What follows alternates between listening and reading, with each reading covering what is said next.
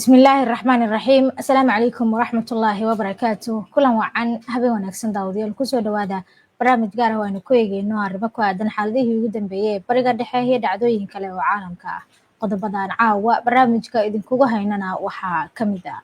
Israa'iil oo lagu soo oogay dacwado hor leh oo la xiriirta dagaalka Gaza haddaba maxay tahay eedeymaha culus ee markan soo baxay iyadoo maxkamadda dambiyada caalamiga ah ee ICC ay horeba u soo saartay in la soo xiro ra'iisul wasaaraha Israa'iil iyo wasiirkii hore ee gaashaandhigga Israa'iil sabab la xiriira dagaalka oo baarayaasha madaxa bannaan ee qaramada midoobay iyo sidoo kale hay'adaha caalamiga ah ay ku tilmaameen xasuuq barnaamijka waxaan kaloon ku eegaynaa caawa wasiirkii hore ee arrimaha dibadda ee Israa'iil oo si cad u sheegtay in Israa'iil ay ku guul daraysatay hanashada taageerada caalamka iyadoo sheegtay in dhibaato qoto dheer ay la kulmayaan dadka Yuhuudda ah ee dibadaha ku nool maxay tahay dhibaatooyinka ay ka dhawaajisay iyo dhaliisha ay wajahayso khudbadii Netanyahu ee golaha guud ee qaramada midoobay faahfaahinayaan iyana idinkaga haynaa caawa sidoo kale barnaamijka waxaan ku soo qaadanaynaa caawa madaxweynaha Colombia oo ku baaqay shir caalami ah oo lagu aasaasiyo dowladda Falastiin isagoo oo ku amray diblomaasiyiinta Israa'iil inay dalkiisa ka baxaan kadib weerarkii lagu qaaday doonta Al-Sumuud oo dadkeedu ay qayb ka ahaayeen muwaadiniin Colombian ah Gustavo Petro maxuu ku tilmaamay ficilada Israa'iil muxuuse ahaa baaqiisa kale ee uu diray dalalka taageera dowladnimada Falastiin barnaamijka ayaan iyanaha idinkugu soo gudbin doonaa dhammaan macluumaadkan oo faahfaahsan ayaad ku daawan doontaan caawa barnaamijka hadduu eebe idmo ku soo dhowow qaari online qurba joogta dadkaygu barashadii qur-aanka iyo qalinkii aqoonta oo online lagu qorsheeyo qadka haatan laga helo waa qaari online qabso oo hadalkaygu waa qaari noqo oo qur-aanka ku baro online waa ubadkoo qurba jooga qadka iyo internetka casharada ha ka qaateene u kaalaya qaari online waxa uu diyaar idinla yahay barashada maadooyinka qur-aanka kariimka higaada iyo asaasiyaadka diinta islaamka iyadoo ardaygu uu helayo hal wiig oo tijaabo ah inta uusan arday si rasmi ah uga noqon xarunta taasoo ah waxyaabaha ay gaarka la yihiin macallimiintu waa khuburo macallinka ugu yarna waxa uu leeyahay 5 sano oo khibrada waalidka ubadku u dhigtaan isagana free wuu ku baran karaa haddii uu u baahan yahay iyaduna waa fursad kale oo waalidku uu ka helayo qaari online haddaba si aad uga faa'iidaysato casharada qaari online la xiriir ciwaanada iyo telefoonada shaashada kaaga muuqda idilkeed adduunyada afarteeda geesood haddaad aad isleedahay easygo ha moogaan xajka eebbaweynana haddaad aad isleedahay easygo ha moogaan shirkadda easygo oo ah wakiilka arrimaha xajka iyo cumrada ee shirkadda sacuudiga ah ee alraajixi waxaad ka helaysaa tigidhada safarada xajka iyo cumrada iyo safarada kalaba easygo waxay degan tahay dalka UK waxayna sidoo kale xarun ku leedahay dalka Denmark waxayna kuu sahlaysaa safarada oo dhan fadlan haddii aad ku nooshahay Yurub oo dhan la xiriir easygo adigoo kala xiriiraya ciwaanada iyo telefoonada shaashada kaaga muuqda soo dhawaada mar kale daawadayaal habeen wanaagsan si aad u hesho wararka barnaamijyada iyo macluumaadka aynu halka ku soo gudbino haddii aad ku cusub tahay baraheena bulshada ee kala duwan ama aadan hore ugu xirnayn hadda ku soo biir waanad ku mahadsan tahay daawashada iyo la socodka barnaamijka sheekada ugu horeysa ee caawa barnaamijka madaxweynaha Colombia oo Mareykanku uu sheegay inuu kala noqday fiisaha dalku galka Mareykanka ayaa waxa uu ku baaqay in dalalka caalamka ay markan qabtaan shir caalami ah oo lagu aasaasayo dowlad Falastiini ah qoraal uu soo dhigay baraha bulshada gaar ahaan barta X madaxweynaha Colombia Gustavo Petro ayaa ku sheegay in ujeedada tallaabadani aysan ahayn in dadka kale la adoonsado balse ay tahay in xorriyad gooni ah la helo Petro ayaa sidoo kale xusay dambiyada ka dhanka ah bini'aadantinimada Israa'iil ay ka geysanayso gudaha Gaza isagoo oo weydiin dul dhigay ma maxkamadeyn karnaa nidaamka garsoorka dambiyada dagaal ee Israa'iil ay u geystaan muwaadiniinta Falastiin isagoo intaasi ku daray sabab ma aha in la bilaabo shir caalami ah oo lagu aasaasayo dowlad Falastiini ah oo xor ah isla markaana madax bannaan dhinaca kalena madaxweyne Petro waxa uu cambaariyay xariga ciidanka Israa'iil ay u geysteen laba haween ah oo dhashay dalkiisa Colombia oo lagu kala magacaabo Manuela Bedoya iyo sidoo kale Lona Barreto kuwaasi oo laga qabtay biyaha caalamiga ah oo iyagu ka qayb galiyay safarka badda loogu magac daray Al-Sumuud oo ku socday Gaza laguna doonayay in lagu jabiyo go'doonka caalamiga ah ee Gaza saaran Petro waxa uu dhacdadaasi ku tilmaamay inay tahay dembi caalami ah oo cusub oo uu geystay ra'iisul wasaaraha Israel Benjamin Netanyahu isagoo oo sheegay in labada muwaadin ee la xiray iyagoo ku guda jiray howlaha gargaarka bini'aadantinimo ay la garab taagnaayeen Falastiiniyiinta caawimaad. Arbacadii hore khudbad uu ka jeediyay golaha guud ee qaramada midoobay iyo Petro waxa uu ku baaqay in la mideeyo ciidamada dalalka ka soo horjeeda xasuuqa Gaza si loo xoreeyo ee Falastiin.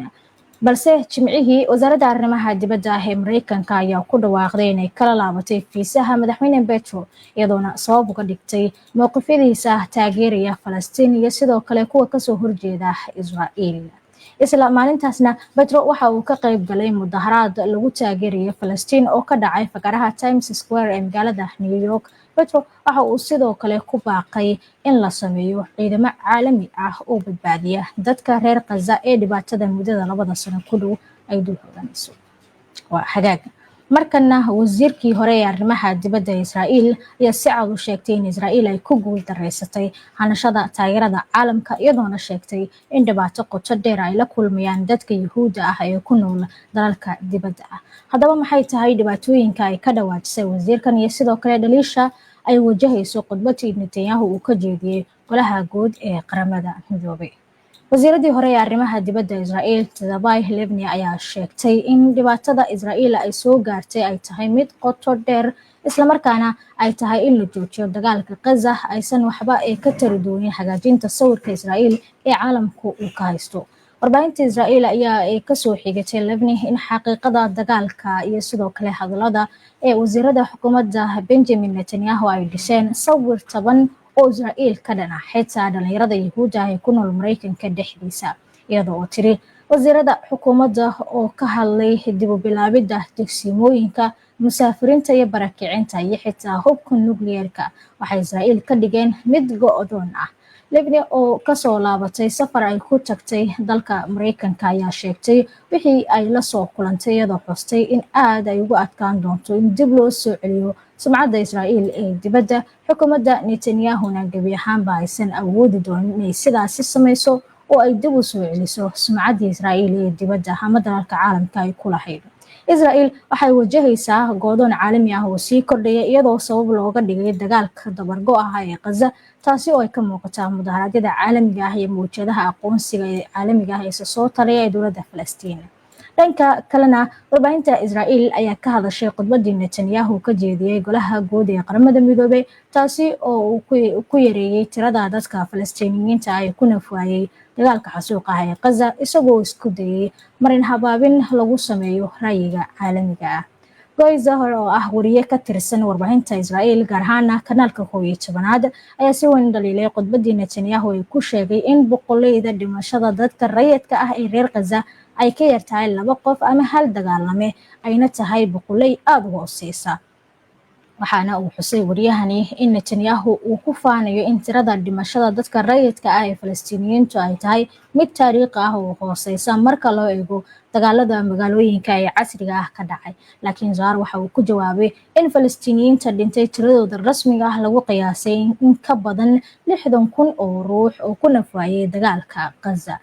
intii uu Netanyahu khudbeynayay hoolka oo ka dhacayay ee kala fadhiga golaha guud ee qaramada midoobay ay ka muuqatay inuu yahay mid bannaan iyadoona wafuudda dalal badan oo muslimiin ah kuwa Afrikaan ah Latin America kuwa ay sidoo kale xitaa qaybo ka mid ah dalalka reer Yurub ee xulafada dhow Israa'iil ay ka baxeen hoolka halka taageerayaashiisa oo tiro aad u yar ahaan ay markaasi u sacabtumayeen iyagoo xagga balakoonka uga dhawaajinaya sacabka.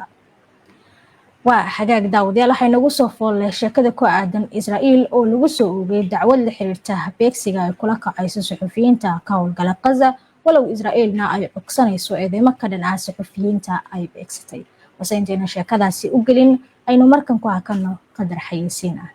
macrifa academy saldhigii quraanka iyo suubanay diinteenna siradii rasuulka iyo axaadiista sugan iyo saxnaanshaha caqiidada halka aan ka sugayno si wacan noo barayso saldhigii islaamka waa macrifa academy oo sahal kuu bari doonto online kuugu saxayso saacad walba aad heli doonto ee sidaas haatan ogowo macrifo saaxiib laahow macrifa academy akaademiyadda macrifa waxa ay bixisaa casharada quraanka kariimka axaadiista nabiga sallallahu alayhi wasallam sirada rasuulka caqiidada higaada luqadda carabiga waxaana ay gaar la tahay macrifa academy casharadu waxa ay ku baxayaan 3 luqadood oo kala ah Soomaali Arabic iyo English ku baro quraanka iyo culumta shariicada islaamka adigoo gurigaaga jooga faafahin dheeriya la xiriir telefoonada shaashada kaaga muuqda soo dhawaada mar kale daawadayaal weli waxaad daawanaysaan barnaamijka gaarka oo si toos ah kaga imaanaya studio labaad ee HBN barnaamijyadeena waxaad ka heli kartaan baraha internetka ee kala duwan sida Facebook-ga YouTube-ka Twitter-ka iyo Telegram-ka warbixino qoraal faalooyin iyo macluumaadyo kale waxaad ka heli kartaan oo ka dheehan kartaan barta aynu internetka ku leenahay ee www.hbnonlinetv.com ku xirno HBN oo ka dhigo meelkaaga wararka waa hagaag markan sheekada ugu dambaysa ee barnaamijka aynu u jaleecno Israel waxa lagu soo oogay dacwad la xiriirta beegsiga suxufiyiinta ururka wariyaasha aan xuduud lahayn ayaa dacwad cusub u gudbiyay maxkamadda caalamiga ah ee dambiyada adduunka taasi oo ay ku jiraan cadeymo dheeraad ah oo ku saabsan dambiyad dagaal oo ay ciidanka Israel u geysteen suxufiyiinta ku sugan marinka Gaza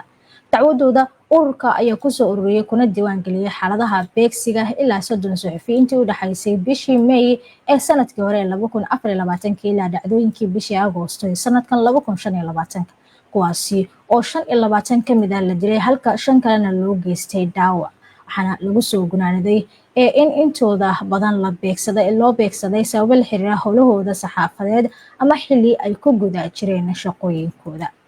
agaasimaha u doodista iyo taageerada ururka wariyaashan xuduudka lahayn ee loo yaqaan RSF Anthony Bernard ayaa sheegay in waxa xaaladda uga sii daraya ay tahay ku adkaysiga Israel ee eedeymaha been abuurka ah ee ka dhanka ah suxufiyiinta ay beegsatay isagoo xusay in Israel ay adeegsanayso eedeymo tabar daran iyo dacaayado ee sharaf dil ah oo ay si ay u sharciyaan beegsiga ay suxufiyiinta kula kaceen waxaana uu intaasi ku daray waxaan aad uga naxanaysay socoshada isla xisaabtan la'aanta dambiilayaasha dambiyadan oo sabab ay u tahay maqnaashiyaha habraacyadii garsoor iyo siyaasad ee lagama maarmaanka ahaa isagoo ugu baaqay gaar ahaan ICC in ay adeegsiga iyo sidoo kale go'aanada adag ay muujiyaan ayna si buuxda u gutaan waajibaadkooda iyo awoodooda ciqaabida kuwa geysta dambiyada ka dhanka ah suxufiyiinta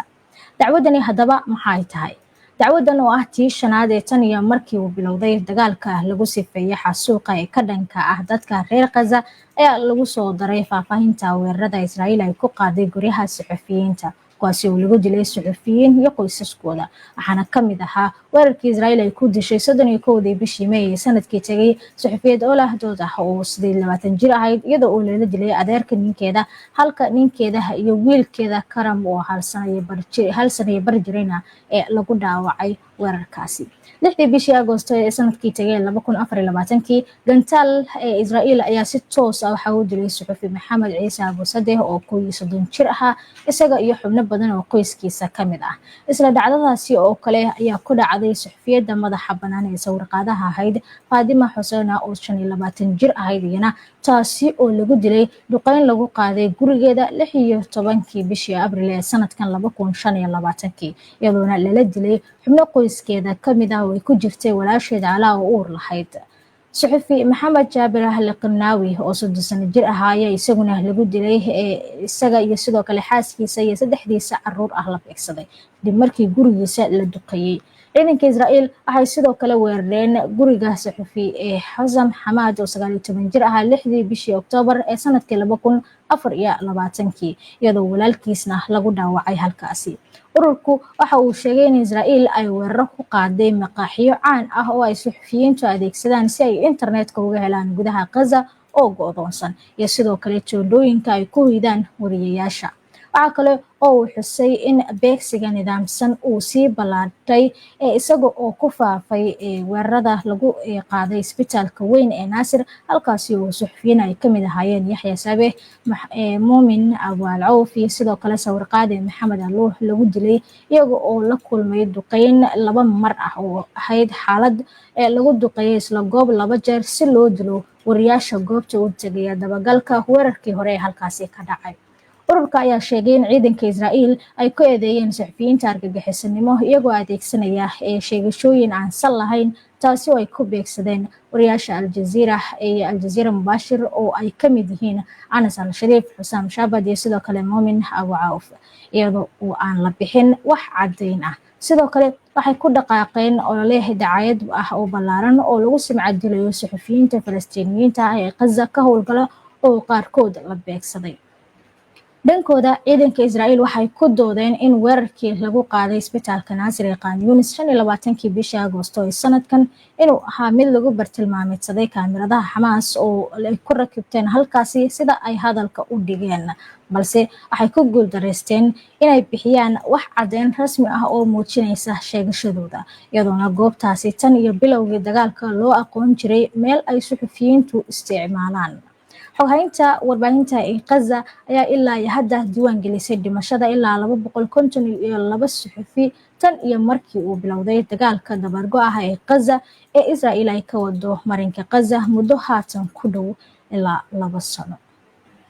waa hagaag daawadayaal gudahaan waxa uu intaasi ku eeg barnaamijkii gaarka ah oo aynu ku eegeynay xaaladihii ugu dambeeyay ee bariga dhexe iyo arrimo kale oo caalamka ah. si aad u hesho wararka, barnaamijyada iyo macluumaadka aynu halkan kusoo gudbino haddii aad ku cusub tahay baraheena bulshada ee kala duwan amaba aadan hore ugu xirnayn hadda kusoo beer. tan iyo intaynu dib ugu kulmi doono barnaamij mid ka lacayna waxaan idinkaga tegaynaa sidaas iyo nabadgelyo. ku soo dhowow xarunta caafimaadka ee Private Walk in Clinic. Private Walk in Clinic waa xarun caafimaad oo ay ka howlgalaan dhakhaatiir khubaro ah oo isugu jira Soomaali iyo ajnabi oo rag iyo dumar bale. xaruntu waxay dib u habayn iyo casriyeyn ku samaysay dhammaan adeegyada caafimaad ee ay bixiso, kuwaasoo ay ka mid yihiin baaritaanka iyo daaweynta cudurrada guud, baaritaanada kala duwan sida dhiigagga, MRI-ga, raajada, ECG-ga iyo ultrasound-ka, daryeelka caafimaadka ragga iyo dumarka, daaweynta xanuunada kala goosyada, dhabarka, qoorta iyo garbaha, nadiifinta dhagaha, baaritaanada caloosha iyo tayroodhka, la talinta caafimaadka maskaxda, walwalka iyo niyadjabka, daryeelka dhaawacyada iyo lafa xanuunka, waraaqaha iyo dhammaan foomamka caafimaadka, adeegyada fitamiinada oo dhammaystiran. xaruntu waxay furan tahay 7 maalmood ee isbuuca, ballantana si fudud ayaad u qabsan kartaa adigoo isticmaalaya telefoon, fariin qoraal ah ama online, waana heli kartaa ballan dhakhtar isla maalintaas. xarunta Private Walk in Clinic waxa ay ku taallaa galbeedka magaalada London, xaafadda caanka ee Shafar Bush. wixii faahfaahina kala xiriir lambarada emailka iyo baraha bulshada shaashada kaaga muuqda. Private Walk in Clinic, la kulan dhakhtar isla maalinta aad u baahato. internet plus waa adeeg ay macaamiishu ka heli karaan internet fiber ah oo xawaarihiisu yahay 20 megabytes per second,